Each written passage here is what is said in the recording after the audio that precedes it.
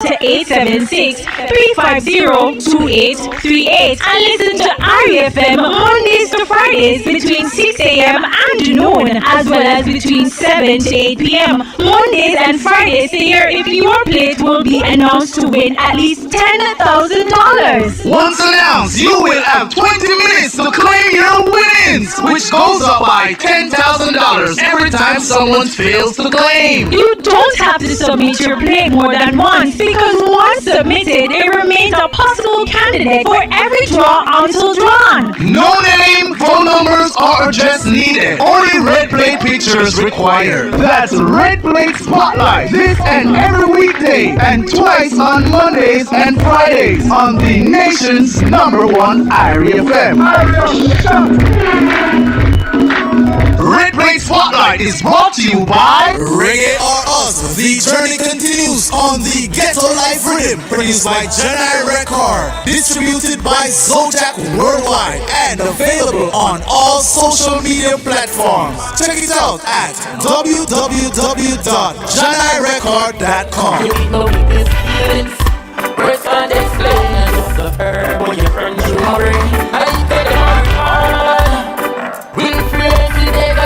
Pablo's, you asked for it. Now you got it. Pablo's now open at 63 Main Street, Ocho Rios. Pablo's is fabric. Android Market Sales and Services, where innovation comes from all directions. And Sly and Robbie's single, Mad Piano, from the Red Hills Road album featuring Lanky Marsden. Available on all digital platforms and on CDs at your Music Mart store and One Pop Music Studio.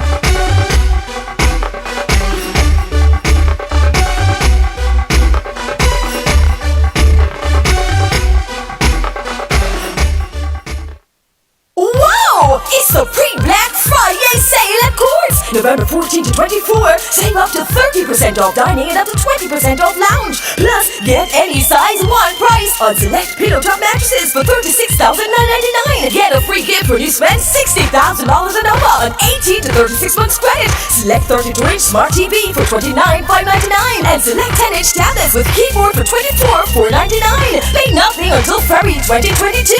Now that's a wow deal! Conditions apply. Magnum, top performer, competition is on. Listen for the voting information. Log on to MagnumHub.tv, top performer. Watch the video, click vote if you like what the performer I sing about. Predict the winner, win a prize if I hear winner, win on. Magnum top performer, make sure you vote. Make sure you vote. For more details, visit Magnum IG or MagnumHub.tv. Log on and vote for the performer when you choose. Yeah, voting start every Thursday and close Tuesday. Magnum top performer. Must be 18 years or older to drink. Drink responsibly. Just want to tell you that we really appreciate your service. Let us ease your financial pressures with an exclusive suite of loans with the most awesome interest rates. Consolidate your debts, take care of emergencies, or acquire what's important to you. Get up to 50% cash back on your loan processing fee. Apply online and get started today. We have you at heart. CNWJ Cooperative Credit Union. Discover the benefits of belonging. Yo, when we run a boat, it's a love boat, cause we love chicken and dumpling and curry goat. We love stew peas and steamed fish and okra. And when you bring the red stripe, the love double up. When we get together, a bigger love over here, like hot Jamaican food and red stripe beer. You hear? It's a Jamaican love affair. So eat your food with a red stripe beer. Red Stripe. Must be 18 years or older, drink responsibly.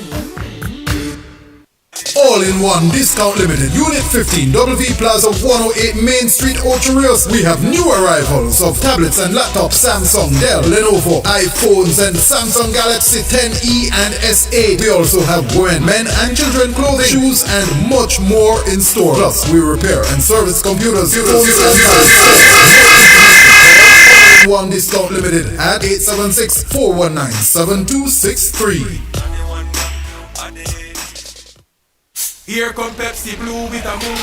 That is a movement. To drink, join the movement. To enjoy, join the movement. To move, join the movement. And we want this party to be blue. Pepsi Blue and get down, get down, get down. Pepsi Blue and take it up. And it up and take it up. And we want this party to be blue. This holiday, join the Movement promotions with your favorite Pepsi. Effective Tuesday, November 16, 2021, Jamaicans 50 years and older are able to access the first and second doses of the Pfizer vaccine currently in country. To be vaccinated, members of the public are encouraged to make an appointment by visiting www.moh.gov.jm or by calling the National Vaccination Call Center at 888-1-LOVE. That's 888-663-5683. Persons should take a government-issued identification or letter from a justice of the peace and their vaccination card to their appointments. The ministry will continue to administer the AstraZeneca and Johnson & Johnson vaccines to persons 18 years and older. Let's get vaccinated and get back to life. That chicken smells so good, even though I'm having fish right now. Either one will be great with my Red Stripe Light. Babes, take your mind off my chicken now. Just chill now and let's enjoy this refreshingly light moment with our food and Red Stripe Light. Red Stripe Light, the refreshingly light beer. Chill new look, same great taste. Must be 18 years or older. Enjoy responsibly. Rapid COVID testing at Carib Medical Center in Ocho Rios. Immediate results for only $70,000. Call 851-1916 or 889-3899. We are open every day. For online booking, visit us at www.caribmedicalcenter.com. PCR testing also available. Carib Medical Center in Ocho Rios. What the name of that new pretty highway? Brethren, that's not a highway. That is a super lot of super millionaire driveway.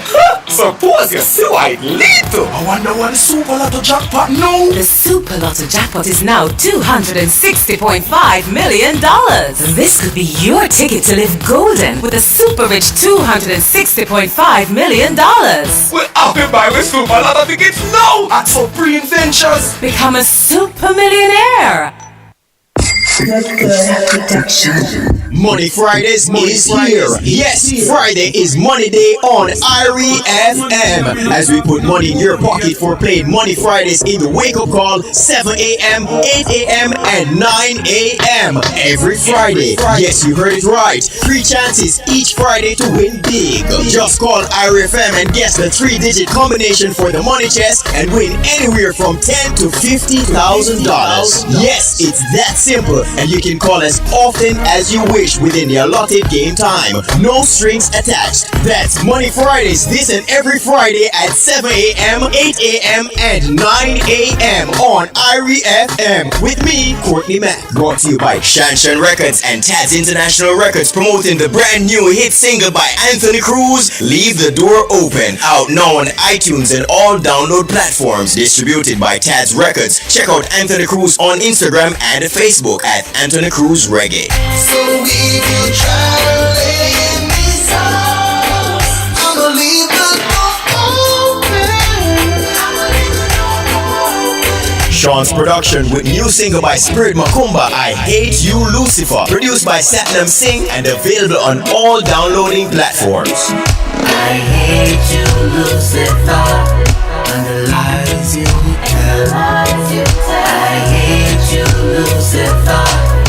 Intruder Junction, leader in jewelry, appliances, perfumes, and so much more. Shop 125 Beach and Plaza, Ocho Rios. And Taz Records and Dean Fraser's album titled Flat Bridge, inspired by the infamous Jamaican overpass. Dean Fraser's Flat Bridge album is produced by Dean Fraser and Junior Taz, available on all digital platforms worldwide. Dean Fraser and Taz Records, the ultimate reggae experience. Now let's take a musical excursion across Flat Bridge.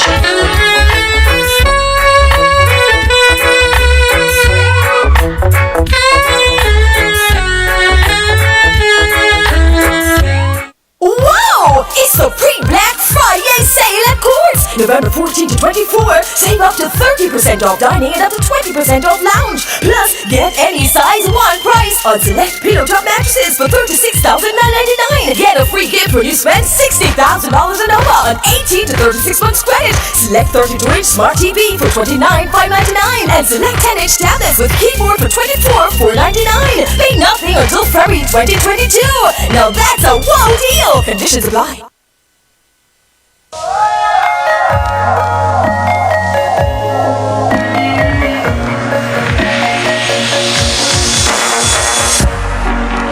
Come the race has begun. I've traveled the seas, I've traveled the waters. Good afternoon to those of you who are just joining us. You're inside the Easy Skanking. It is time. Right now it's all about Road to Success, the journey. A feature inside the Easy Skanking that is geared to inspire, uplift, educate, motivate, and entertain. Of the eyes of a tiger, fist of a fighter, I'm a survivor. If you have the heart of a lion, push up your lighter, blaze up the fire. Only way up, no turning back, we stay. Calvin Michael John Hunter is a pilot from Ocherius, Jamaica. He holds a Bachelor of Science in Geospatial Science and a Master of Science with distinction at Embry-Riddle Aeronautical University in Florida. As a U.S. Air Force veteran, his missions included Ebola relief Liberia, NASA MAVEN, humanitarian missions globally, along with presidential support missions for former U.S. President Barack Obama and then Vice President Joe Biden.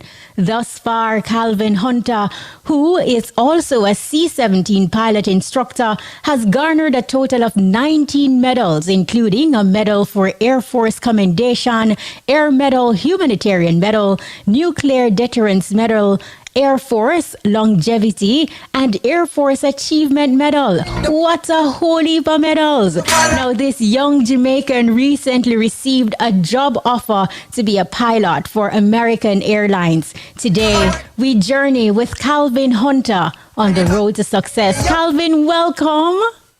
Hi, Kashima. How are you doing? Thanks for having me. I am good, and can I tell you, this RTS, this Road to Success with you is absolutely special because we know each other from childhood days, and you have always wanted to be a pilot. So I'm really happy that you're able to take time out of your literally busy schedule from flying to share your journey with us. Anytime. Good to see you. Same here. Now, let us kick off, Calvin, with, where it all began, right, in Ocherius, Jamaica. How would you describe your upbringing? My upbringing was pretty much just as standard as any other child growing up in Exchange and in Eltham. My dad was a former Jamaica Defense Force soldier, so my household was pretty regimented. And he's a strict person, but he was also fun to grow up with. I went to St. John's Prep, which was one of the best times, and then York Castle High School. So while going to York Castle, that's where we met and became friends, although you were in the other high school. Westwood, yeah, Westwood, right. That's right, with the Jippy Jappa hat, as you guys call it. Yeah, but can you pinpoint a moment from your childhood, though, Calvin, that has helped to shape the man that you are today? Well, a moment from the childhood. So basically it's just the mentorship that I've had throughout the years, especially as a child growing up, having a father who was always motivated to push me forward and always having my back no matter what, and understanding that I have dreams and he always helped me along the way. Just having that big, strong backbone behind me all the way. So yeah. How old were you when you really decide that, look, I am into planes, I want to be a pilot, this is my dream? I'd say I was about I think it was around when I was 3 years old, I can remember, because JBC used to have this show called Earwolf that would come on, and I would watch it all the time. Most people want to watch cartoons. I want to watch Earwolf whenever it's on, and and that's when I got really, really interested. Earwolf was a helicopter show, and then I think it was like about 1988. My dad bought a VHS cassette tape of Top Gun, So when I started watching Top Gun, I'd watch it every day. If you talk to anybody in my family, they'll tell you Top Gun was the movie. And I've been all about airplanes ever since. And I guess through doing little things like that, your parents would have provided, support to aid your dream. Were there any other way that, your parents would have supported your dream from the get-go and pour into you at a young age that this dream of yours can be probable? Well, so here's the thing. So whenever we'd go to Kingston, and every time we're going by Up Park Camp, my father would have to bring me to the Air Wing so I can go see the helicopters. And if he didn't bring me over there, I wouldn't talk to him for like 2 weeks. Well, and then when Montego Bay had the waving gallery, we had to stop at the waving gallery anytime we're in Montego Bay so I can go look at the airplanes and stuff like that. So he's always been supportive. My mom migrated to the States when I was younger, so I grew up with him, and I realized early on that I needed to be a role model as well for my siblings, Navan and Akilia. And I knew I had big shoes to fill with, especially with a father like the one I grew up with. And he always did, no matter what, he always did everything he can to provide opportunities to support all of us in our development. And I think having good parents who believe in you is a strong trait going forward, and that's something I'm hoping, and I hope I'm emulating right now with my own children. Wow. No, so we see that, young Calvin was determined and wanted to see airplanes, and this was facilitated, by your dad, who made sure that, you got every opportunity to view. But throughout your high school and college years, what were some of the significant steps that you personally took to ensure that this dream of becoming a pilot will be a reality? It's all about sticking to the books, staying focused on the dream, setting short-term and long-term goals. For me, is no understanding that good grades will sell you on paper. So not only should you have a good personality and you should be a genuine person, but you should also have the grades and the knowledge to back you up so that you're competent so you can go ahead and achieve those dreams. I went to college at the Air Force Academy. And while I was there, so my dad helped pay for flying lessons. So I would fly the Cessna 172 while I was there. And I also flew the TG-10 glider. So a glider is an aircraft that doesn't have an engine. So we get towed behind another airplane with a rope.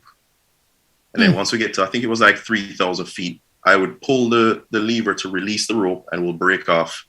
And I have to fly that thing without an engine and land it. There's no go around. Yeah, there's no go around. You have to make that landing. So I was exposed to airmanship very early through college, and not only was I happy that I was doing it, but I also realized that, wow, I actually enjoy it.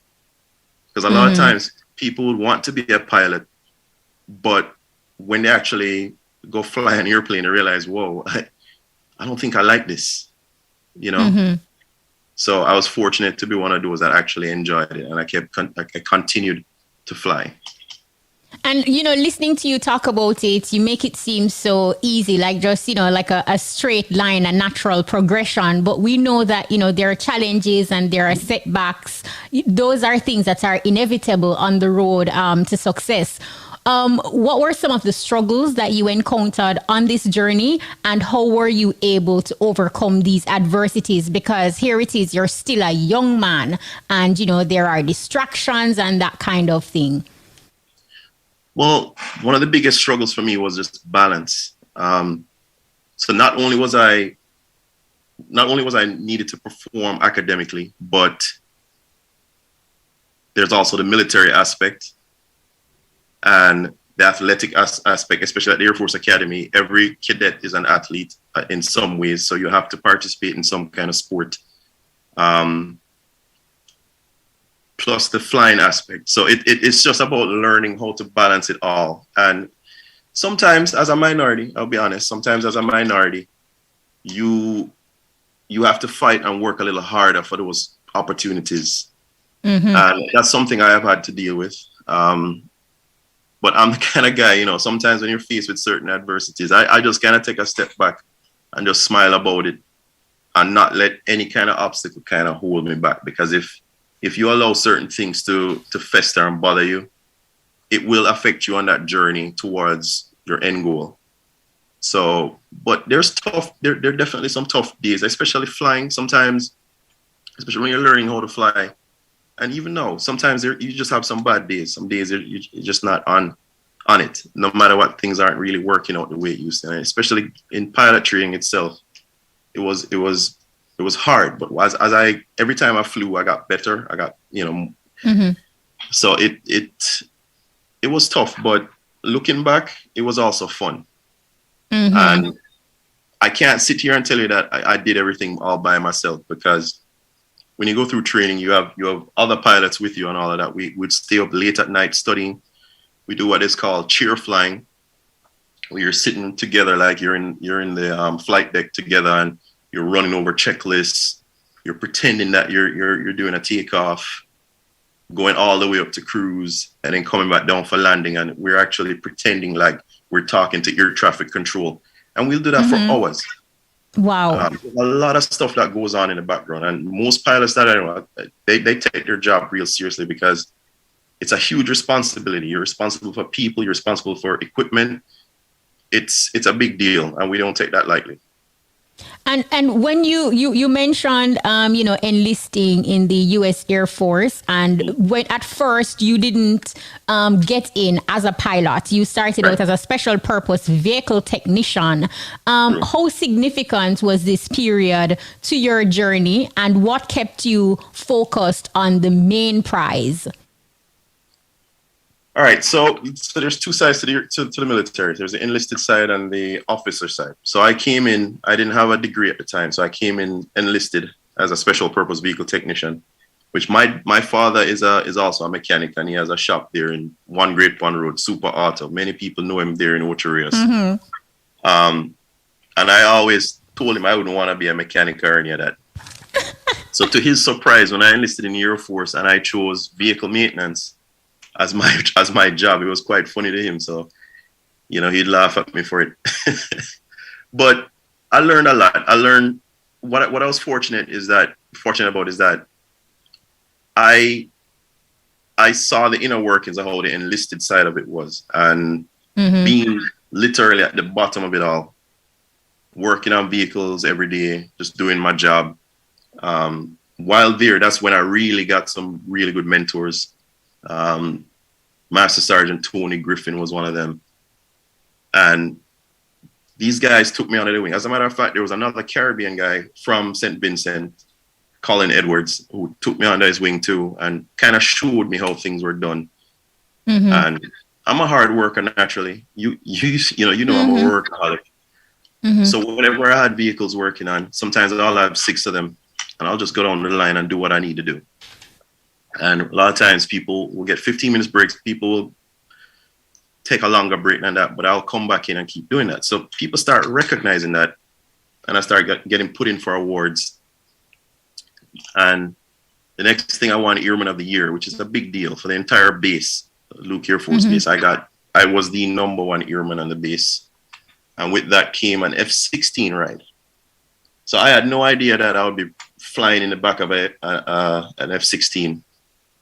And 2 days later, here I am, strapped in one of the world's most premier single-engine fighter aircraft. The pilot lighting afterburner, and here we are off in the big blue, right? Mm-hmm. And that experience definitely solidified, like, yes, this is what I need to do. I need to do this. I need to be a pilot. And that's where that ignited the fire even more. Mm-hmm. And then in 2006, you applied to the U.S. Air Force Academy, and out of some 16,000 applicants, you were among the 1,100 thereabout that was selected. Take us back to this defining moment, and here it is now. Your dream is being materialized. You're taking the steps towards being a pilot. Right. So the whole Air Force Academy application process was very difficult. For one, in Jamaica, we didn't have to take the SATs or any of that. And as you mentioned, the academy is a very selective process, and they don't just take anyone off the streets to attend that institution. It's one of the best institutions in the entire country. One of the 3 military academies or 4. I had to take the SATs. I had to take it twice. The first time I did it, it wasn't so great, but when I took it again, I scored really high. Not only that, I had to pass the physical, and I also had to write letters to the board, all kinds of stuff.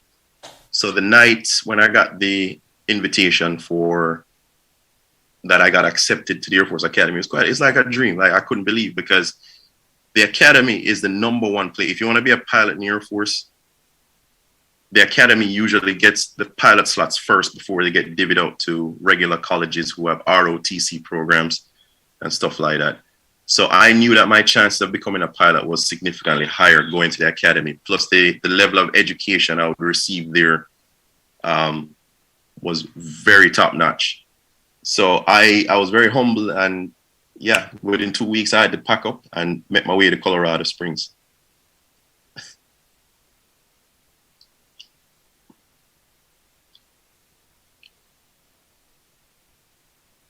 Oh, I'm saying that you didn't even stop there, though, Calvin. Even though the training was rigorous, to become an Air Force pilot, but you managed to graduate pilot training in 2012 in the top 5 of your entire class and became a C-17 pilot.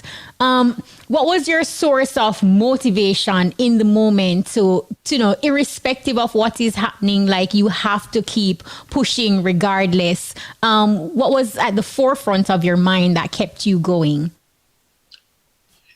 The fact that I would not accept failure and I would not accept mediocrity. There are many times people will get complacent and just accept it and just perform at the bare minimum. I had to make sure, because not only do I represent myself, through pilot training, I was known as the Jamaican pilot because my accent is still here. So even on the radio, everybody knew me. So I was highlighted very early, and everybody had eyes on me. And every day I went out there to fly. Sometimes I'm flying twice a day during training. I train in Oklahoma at Vance Air Force Base. And like I said, there's some, even in training, I had emergencies I had to deal with. And obviously I'm still here, so it worked out. But the fact that I cannot accept failure, and I just cannot accept mediocrity. And that pushed you. Yeah, that pushed me forward every single day. But here you are, 2021. Youngster, right? Did you have like distractions or a little friend in your ear say, Calvin, let's party tonight, let's just turn up? How were you able to still be so mature 2021 and remain focused? So young Calvin back then definitely partied, but like I said, balance. You got to know when to stop and how much to do. Like I don't do the whole party every day kind of thing. What I try to do is encircle myself with like-minded individuals with the same values and same traits as I am, who we can help push each other forward towards our different goals. If you surround yourself with people who try to drag you down, or people who discourage you. Like I've had people who have discouraged me over the years saying, oh yeah, you won't be a pilot. They won't let you fly the airplanes. Like, you really think you'll be a pilot? Like stuff like that. I am happy to say that those individuals aren't really in my life anymore. And that's a personal decision. And how did that make you feel in the moment, though, hearing that from persons who were in your inner circle telling you that you can't become a pilot? It was disappointing. You don't want to hear your friends say that, because my personality, I'm not like that. If one of my friends wants to achieve a goal, I'm there behind them, backing them up 100%. Like, you want to do that, I'm with you. Like, because you genuinely care about that individual's outcome. So when somebody tries to come at you like that, it caught me as a surprise, and it actually opened my eyes and let me realize that sometimes you have people who you think are in your corner and they're not really in your corner. You know what I mean? Mm-hmm. So that was a lesson that I was fortunate to learn quite early. Wow. But you didn't even stop at a C7 pilot. You were also an aircraft commander. And after a year, you were promoted to the rank of captain, then a C-17 instructor pilot in less than a year. What was your distinguishing quality that saw you accelerate in rank so quickly? Competence, Mm-hmm. leadership ability.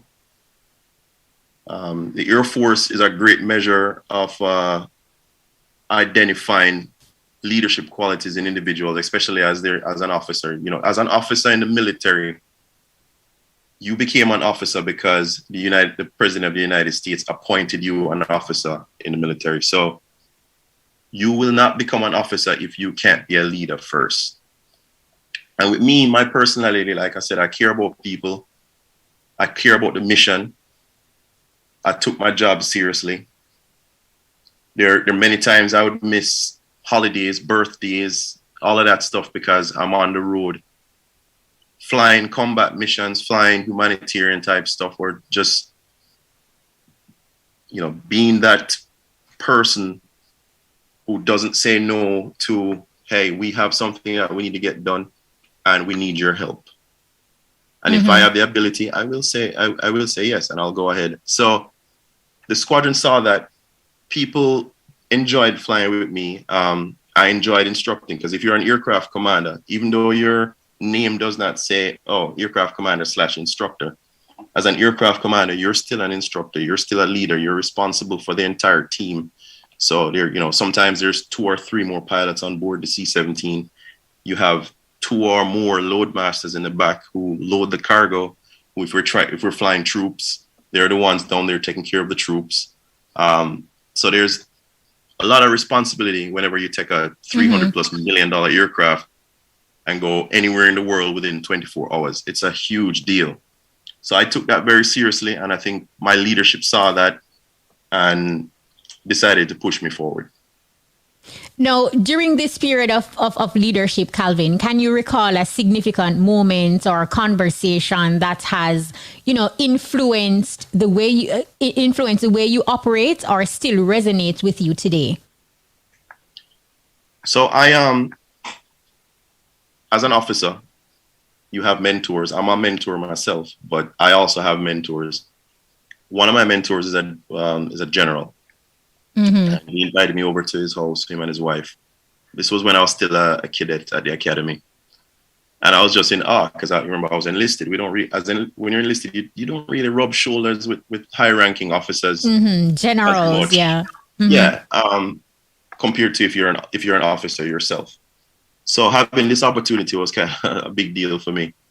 And while I was there, I was like, wow, I can't believe I'm here having dinner with a general. And I remember, I won't say his name, but I remember he said, Calvin, I put my pants on the same way you put your pants on. And what he was trying to say to me is that, yes, I'm a general, but I'm still a human being, and I'm humble. So being a leader, the first thing you gotta do is just to be humble, and always remember that if soldiers or if people stop bringing you their problems, you've effectively stopped leading them.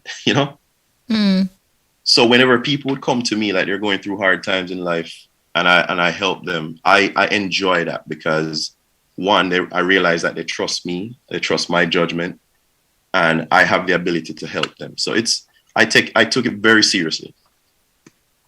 Now, what would you consider, or what was the most difficult decision you have ever had to make as a Air Force pilot? The most difficult decision? Yes. All right, I'll share a story, one that I can actually share with you. So back in 2015, we're doing a presidential support mission, for President Obama. He was doing like an around the world trip for and then it was gonna culminate in the G8 summit in Malaysia. So one of the stops was the Philippines. So Air Force One went to Manila, and then we had a lot of the Secret Service vehicles, and also another support aircraft was with us as well. And when it was time for the president to leave the Philippines, we got the word that Air Force One's off the ground, which means it's our turn. And while we're deporting Clark Air Base, our number 3 fuel tank, that the numbers were just counting down really fast. So we got the warning that low fuel. So I looked upside and immediately used the crew. So, crew resource management, we call it CRM. Instructed the loadmaster, hey, look out our right wing to see if we have a fuel leak. Had the co-pilot at the time check out his window as well to see if they can see anything. But I didn't want to take any chances. So right there, split decision. The president's on his way to Malaysia. I had to declare an emergency in the airspace in the Philippines, turn this big airplane around, and come back immediately for a landing, because you don't want to lose an engine. Or even go and chance that. Because it's quite a long flight. So we got back on the ground, and after they checked the fuel tank, they realized there was some exposed electrical wires inside the fuel tank. After that, they drained it. Wow. On that note, Calvin, we're going to go for a quick break. So just hold it. So we see you see the electrical wires, and that's where we're going to come back. But to our listeners, listen up. Your top draw dollars, pick 2, pick 3, pick 4, hot pick, and cash pot mid-morning draw. Lunchtime draws up next. Now you can have a Heineken 0.0 before driving. The time by Heineken 0.0. Great taste, zero alcohol, must be 18 years old to drink is... It is 12:59. When me use Island Fresh with aloe vera, it make me skin feel so much smoother. So if you want to feel better and smell fresher, use Island Fresh with aloe vera. Manufactured by Island Products, 934-0666. The time is... It is now 1 o'clock. We're standing by, so listen up. Your top draw dollars, pick 2, pick 3, pick 4, hot pick, and cash pot lunchtime draws up next. Good day. It is Thursday, November 18, 2021. I'm Taiba, and welcome to the Supreme Ventures 1 p.m. live game draw. Now, before we begin, here's a quick look at our mid-morning winning numbers. Remember now that all Supreme Ventures live game draws, they are being supervised by the Betting, Gaming and Lotteries Commission and observed by the independent auditing firm PwC. Now, let's put some money in your top draw. For $600,000, here are your winning top draw numbers. Good luck. And first of our top draw this afternoon is lucky number 18. Next up, we have 14. The third top draw number, what's it gonna be? Number 12. The fourth top draw number this afternoon is 1. And if you plan to collect the jackpot, you're gonna need 20. And now, let's pick your flow $3 game. I hope you're feeling lucky. The winning numbers are coming your way. And we're starting off our dollars game this afternoon with lucky number 11. Next up, we have a 7. The third dollars number, what's it gonna be? 24. The fourth dollars number this afternoon is 8. And after 8, what do we have? 26. Now I hope I'm calling your numbers, because here comes number 18. And after 18, we have a lucky number 5. Now coming down slowly but surely is 23. And after 23, what's it gonna be? 21. And you know I'm ready to wrap things up with numbers 34, 14, as well as lucky number 16. So now for some easy winning with our pick 2 game. The winning numbers are coming right up. And the first of a pick 2 is 34, and the second pick 2 number is 24. So once again, 34 and 24 are your winning pick 2 numbers. And the winnings are getting enough. Now you can mega your pick 3 and pick 4 winnings with an extra $10 mega ball bet. Win up to 22,000 on pick 3 and over 200,000 on pick 4 when the mega ball is selected. So buy your tickets fast and make the mega ball pass. Please stay tuned. One mega ball draw will be done for pick 3, pick 4, hot pick, and cash pot. Now up next, you can play it 3 ways. That's of course our pick 3 game. So here we go. First up, we have a 7. The second pick 3 number is 9, and the third and final pick 3 number this afternoon is lucky number 8. So once more, your winning pick 3 numbers are 7, 9, and 8.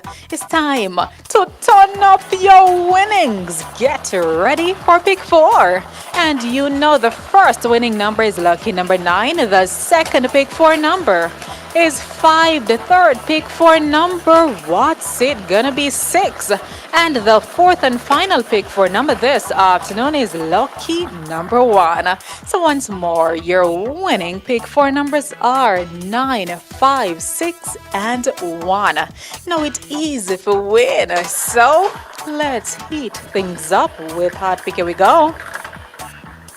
And this afternoon's winning hot pick number is lucky number 3. Congratulations to all our hot pick winners. Again, the winning number is 3. And get on track because Cashpot Money Train around, and every week it's a mystery prize.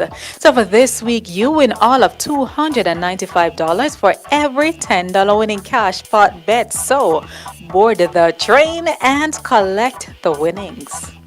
Let's get ready to play our cash pot game for Thursday, November 18, 2021. You live to play it, but can you win it? Get ready to be a big cash pot winner, and let's see what the winning number is going to be. The winning cash pot number is lucky number 25. Congratulations to all our cash pot winners. Again, the winning number is 25. And it's no time for some mega winnings, so good luck to you. And what's it gonna be? A white ball was selected. Go mega 6 times per day for more chances to win big. So again, the winning cash pot number is 25, Lucky Mark John Crow, and a white ball was selected for pick 3, pick 4, hot pick, and cash pot. Now let's take a look at this afternoon's winning numbers, and of course, congratulations to everyone who won. And please join us again at 3 p.m. for more games you love to play. I'm Taiba. Have a supreme afternoon. Hope you were a big winner. Play your favorite Supreme Ventures games every day and tune in for our live draw 6 times a day at 8:30 a.m., 10:30 a.m., 1 p.m., 3 p.m., 5 p.m., and 8:25 p.m. on this station. Supreme Ventures, making winners every day. That was the lunchtime top draw dollars, pick 2, pick 3, pick 4, hot pick, and cash pot draws. Congratulations to all of today's winners. Join us again at 3 p.m. for another chance to win in hot pick and cash pot special pot draws. The sun shall not. If you're just joining us, it's all about Road to Success, the journey, and we are journeying with Calvin Hunter. Now, Calvin, before we went to the cash pot break, you were in the process of talking to us about one of your hardest decisions that you have ever had to make as a Air Force pilot, and you found the wires in the airplane. The mechanics found the wires, so so that was what was causing the faulty indications on the fuel tank quantity. So we were able to rectify the situation there and continue on to Malaysia. Crisis averted. Now, some of your missions, included Ebola relief, Liberia, NASA Maven, humanitarian missions globally, along with the presidential support that you just mentioned to former U.S. President Barack Obama and then Vice President Joe Biden.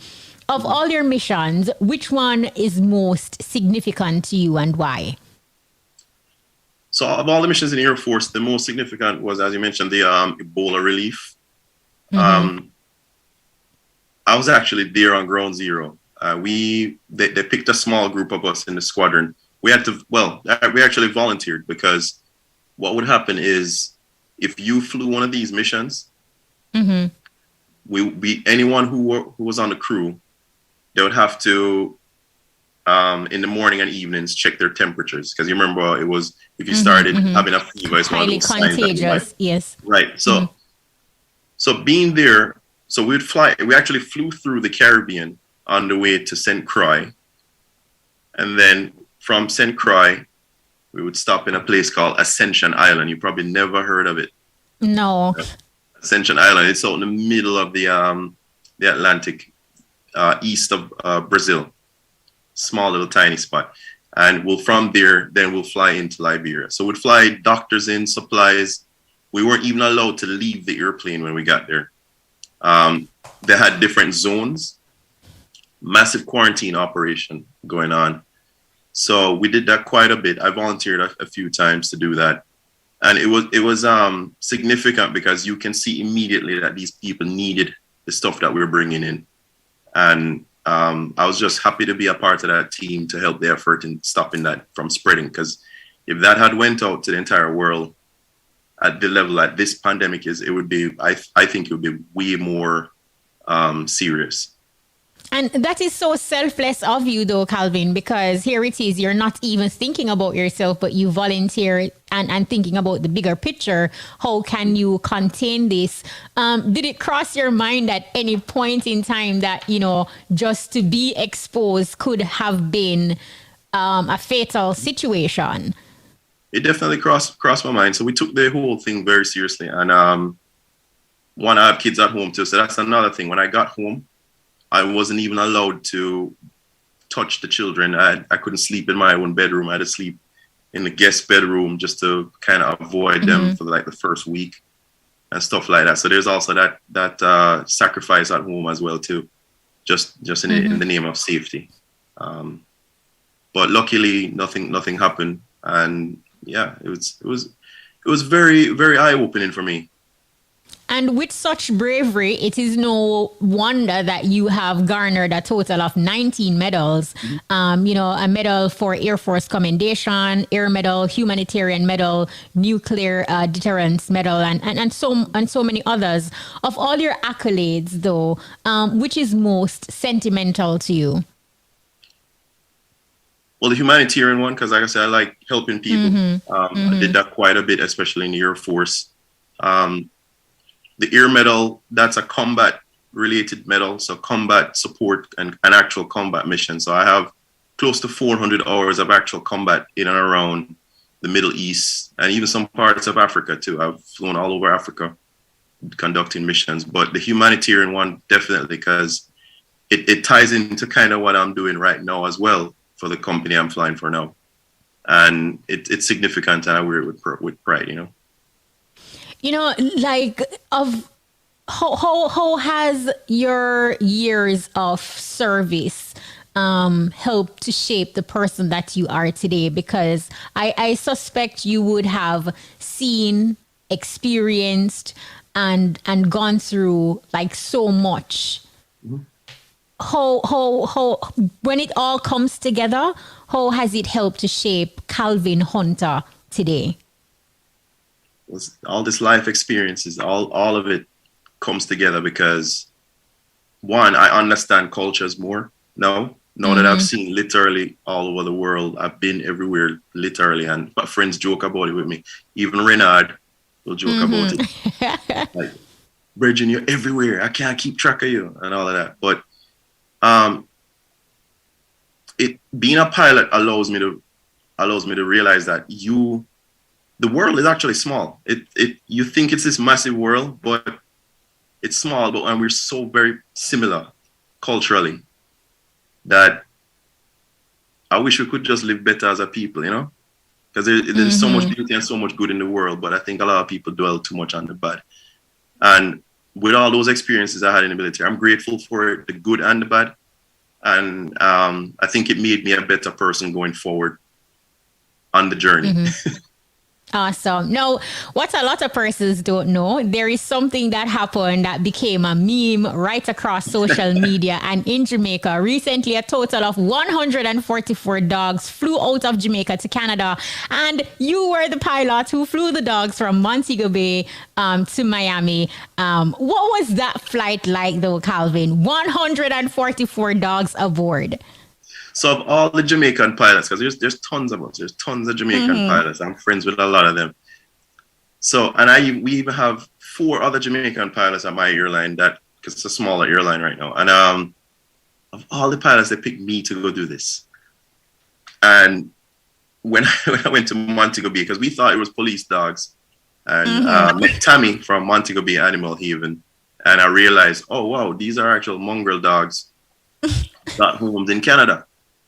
So I thought that was cool because before that, I've never heard of Montego Bay Animal Haven. And I think it's a very good operation that they're doing there. We know sometimes animals get treated poorly. And these people genuinely love mongrels. Yeah, especially mongrels, they get stoned, kicked, all kinds of stuff, which is not pleasant. So it's good on the Canadians for doing that. But I tell you what, I made a TikTok video about it and the thing went viral. And then all these memes started coming out. The funny one to me is like there's one where a dog was laying by a swimming pool or whatever. He used to kick and stone me, but look at me now. I remember I see that one. Yeah, and it's fascinating. So people call me the dog pilot. The company still harasses me about it, but it was cool to be a part of that. And I met new friends now because guess what? Over the summer, I went back to Jamaica and I actually went and saw Tammy and Julie and everybody there in the team. And they showed me around the whole operation. I'm telling you, if you guys want to see a massive operation, you go check them out. And they accept donations too because they need it as well because they have to feed a lot of animals. It's not just dogs. Wow.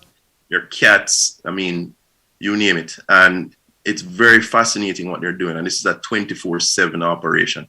And everybody there is a volunteer. So that definitely, is awesome. Big shout out to those guys. They're doing fantastic. Well, how was the flight though? You don't tell me all know what that flight was like with 144 dogs They aboard. barked the whole way. They barked the entire way from Montego Bay to Miami. Especially on takeoff. They didn't quite like the takeoff part of it. I know for everybody wondering, no, they don't have a visa. So that's another thing.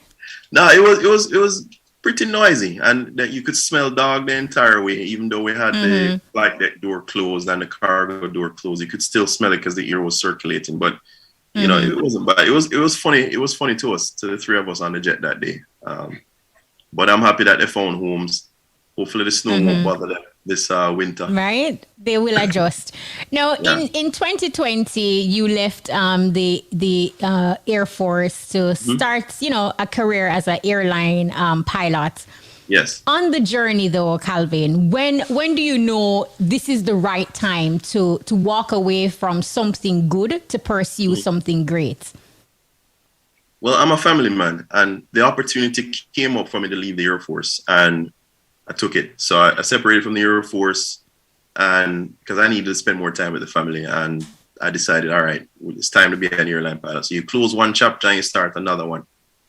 And so I applied to Caleta Charters as a 737 pilot. They hired me, and I've been here since.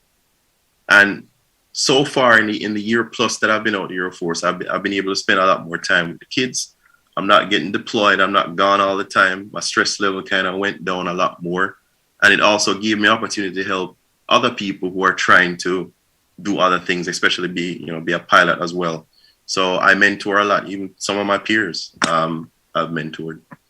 And it's great because it's something new. Sometimes you're stuck in one situation for a while and you don't know or understand how the other side of things work.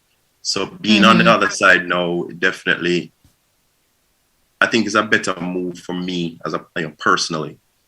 But I'm still associated with the Air Force. I still help. I still get calls. I still assist other officers and stuff like that. I'm still a veteran. I still have all the benefits and everything. So I did not do the reserve or the guard thing, and that was a personal thing. But now I can focus on this part of my career because I don't believe in stagnation. And the journey to success is not one that should stop. You should always continue to strive for better and more. And that's my job. So my job now as an airline pilot going forward is continuing to excel, mentor, and help everybody who's trying to do their thing. Now I won't spoon feed people because you still have to work hard for whatever, but I will be an advocate for whoever wants to achieve something in life. Wow, that is really brilliant. And here it is. You have recently received a job offer as well to be a pilot for American Airlines. How do you think your military background will help to make this transition to being a airline commercial pilot? Well, the whole leadership ability, competence, my experiences as a pilot as well, and the fact that I genuinely care about people, I think that goes hand in hand in being an airline pilot because, would you want to fly with a pilot who's not competent? Of course not. Exactly. So, yeah. And I do enjoy people. I'm very social. My brother, Navon, he accuses me of, you're too nice, man. You're too nice. So being given this opportunity going forward as I'm waiting for a class date here with American, I'm very humbled that they I interviewed and they selected me to be a part of that team. It's kind of sad having to leave this team behind that I'm with right now, but like I said, it's just one of those things you have to make decisions, close a chapter, start another one, and keep growing. No stagnation. Now, Calvin, most Jamaican children, when asked, what they would like to do or become when they grow up, and a pilot is always, one of the popular responses. For many young boys and girls who are listening, or even young adults who are, want to pursue this dream of becoming a pilot, what does it take to become a pilot? Because many you have the desire, but when you realize what it takes, it's like it's a detour for a lot of persons. Well, the first step is don't tell yourself you can't. Because if you start telling yourself you can't do things, then guess what? You won't. If you start telling yourself you can't, you won't. So start telling yourself you can. And as long as you're telling yourself you can, you will work towards that and never lose sight of that goal. I mean, there are times growing up, I knew I wanted to be a pilot. I didn't know how it was going to happen. But having a support network behind you who understand that, who understand your goal and that you're willing to work and do the best you can to achieve that goal. That is phenomenal. If you can have people backing you like that, that's great. The next thing is do not sit there and think that, it's just going to be handed to you. I think a lot of the younger generation feel like things are just going to be given to you and you don't have to work hard for it. Like, let me tell you right now, I bust my butt for this. I definitely had to work hard to be here. Nobody handed me anything. And it's something that you have to realize early and just press on and understand. The last thing is understand you'll have good and bad days. Just understand that. But as long as the good days outnumber the bad ones, then you're fine. And that's really good advice. Looking back at your journey though, Cal, would you have done anything differently? I probably wouldn't have goofed off as much in high school. I mean, you're saying goofed off, but then you still got the grades. You still managed, But I could have done a little better. But when you're a teenager, sometimes you get distracted a little bit. If I'd focused a little bit more, I feel like I would have been able to achieve even more now. still got good grades. I was the average student. I wasn't like head boy or any of that stuff at York Castle, but still did well enough. But I feel like my father always said that, you know what, if you do all the hard work up front, do everything, up front, you can reap the benefits later in life. And I believe in that. So if you can just work hard for the first, 25 years to get yourself in a position where you're marketable as a person, you develop the good traits, you have good values, the values you learn from your parents and your community. Like, focus on that. The whole badmanism and stuff like that, a lot of kids get tied up in. It's disappointing because as Jamaica, as a country, we produce some of the best people in the world, as tiny as we are. And like, I'm sitting here with you, but I'm not really unique because I'm telling you, there are tons of Jamaican pilots. A lot of us were part of the organization of Black aerospace professionals, OBAP, and one of the things we do is mentor the young coming up. So there are opportunities out there. Stay away from trouble and just press on. Do you think, Calvin, because you had such a high level of responsibility at a young age, like flying at 20 and 21 and understanding like what that takes, what it involves, like you were forced to become mature at an early age, forced to become responsible at very early? The military will do that. The military will mature you pretty quickly. And you get a lot of responsibility at a young age. Imagine, I was 27 when I became an aircraft commander of a $300+ million aircraft conducting missions worldwide. A lot of pilots don't have that. So you're getting all this experience before a lot of those airline pilots who didn't go down the same path you did. So you're coming in with all that experience because you've been through that at such a younger age. And I think the military is good at maturing people and providing those type of experiences, good and bad, that you can learn from and be a better person in the future. You alluded to it a little bit earlier on in the conversation where, you said that you made a decision for your family in coming out of the U.S. Air Force. Balance is very important in all we do. How do you balance your family life? Because still being a pilot, it's demanding. Yeah. So when I'm off and I'm home, my next job is daddy. I'm daddy. So the kids have my full attention. I switch to my role. When they're at school, I'm working on my cars because I'm into cars as well. And I try to take that time a lot. All right. I'm into cars a lot. I actually race amateur race car driver sometimes. But I try to take that time to de-stress, relax, and just focus on them. And it's important because sometimes you're gone. Like right now, I'll be gone for 15 days from them. So when I'm home, I make sure that they have my full attention. And I'm on the ground playing and rolling around with them. And I enjoy that. I enjoy being a dad to the fullest. And my job is to make sure that they know that I love them. And that I appreciate the fact that they can put up with me being gone so many times. Wow. But, as a father of 3, though, what life lessons did you learn late in life that you want your children to understand at an early age? Well, I'll say the same thing about just taking your academics seriously. That's the biggest thing, because you don't realize a lot of times when you're applying to jobs, you're applying to college, what the first thing they're seeing is a piece of paper. How did this person do in high school? How did this person do in college? Does this person volunteer?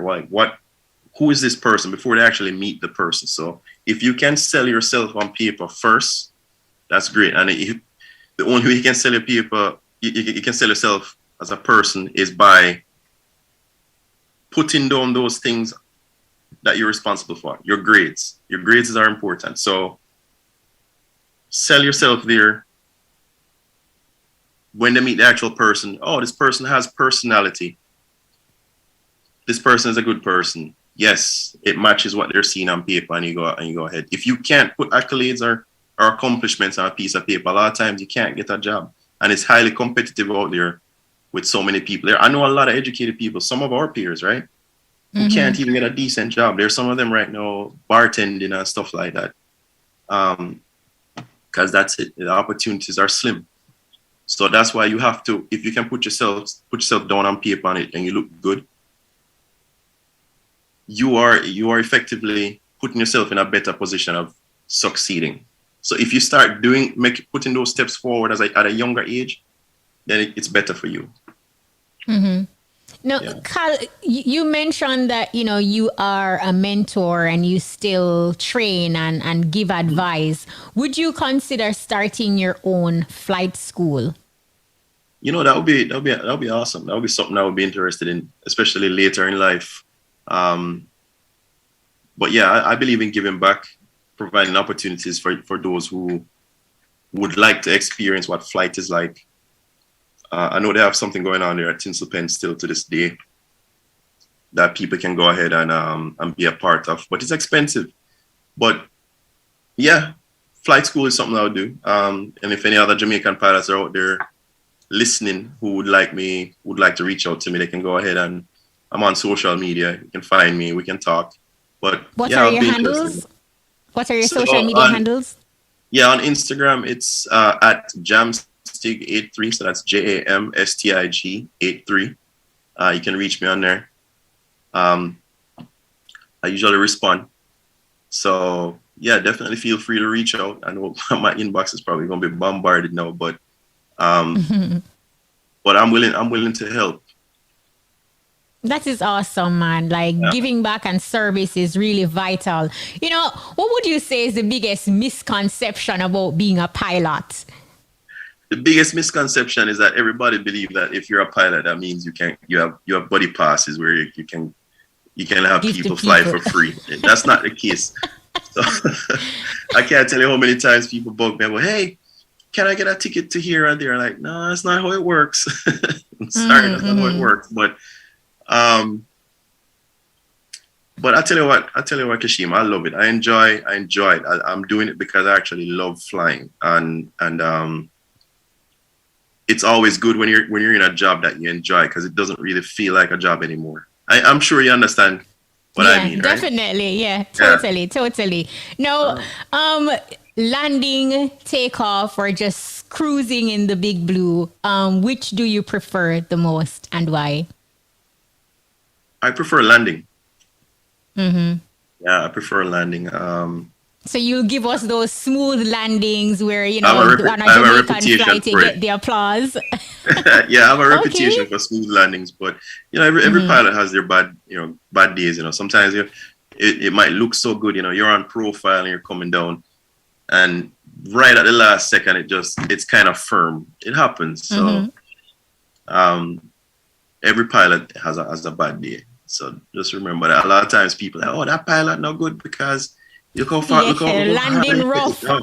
I'm landing rough, No, but people need to realize it's not easy. It's not an easy thing to do. And to get to that level where you're flying passengers, it took a lot of training, a lot of time in an airplane to be at that level. So you wouldn't be with a pilot flying a commercial airline if they didn't have the training and the knowledge to back it up.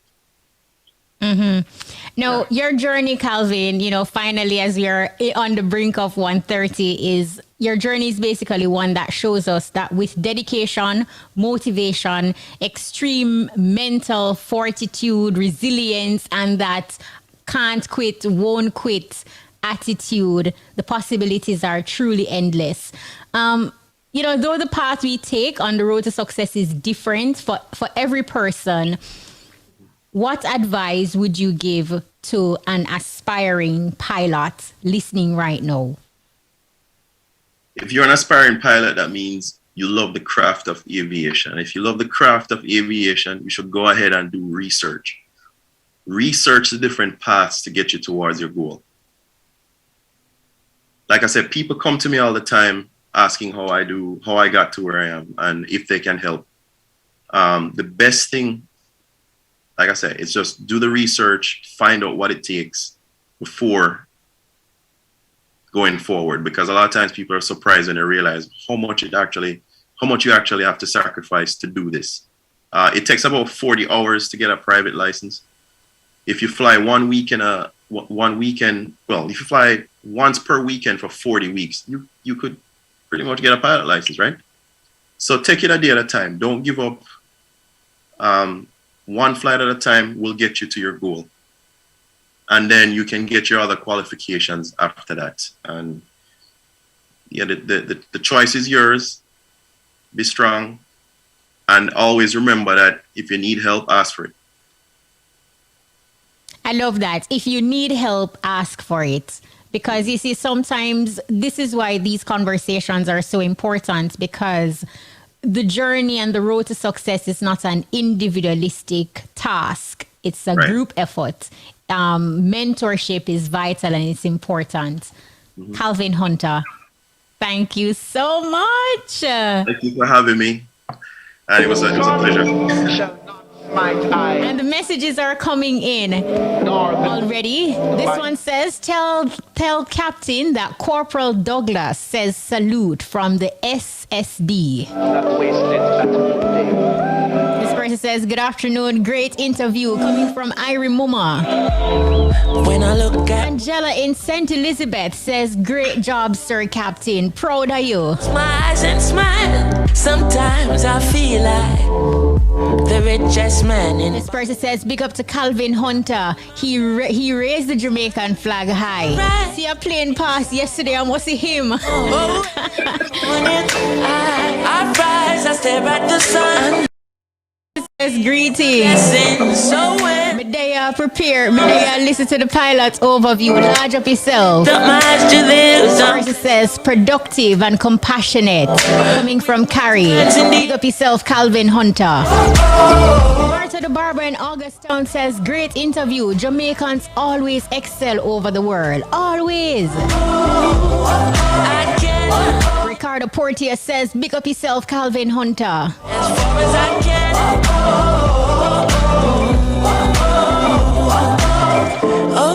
A big thank you again for Calvin Hunter for taking us on his awesome journey. It is a blessing. Remember that being successful doesn't mean you are popular or famous. And that's why Road to Success, the Journey, is a space where we highlight the journey of successful Jamaicans doing great. So whether you are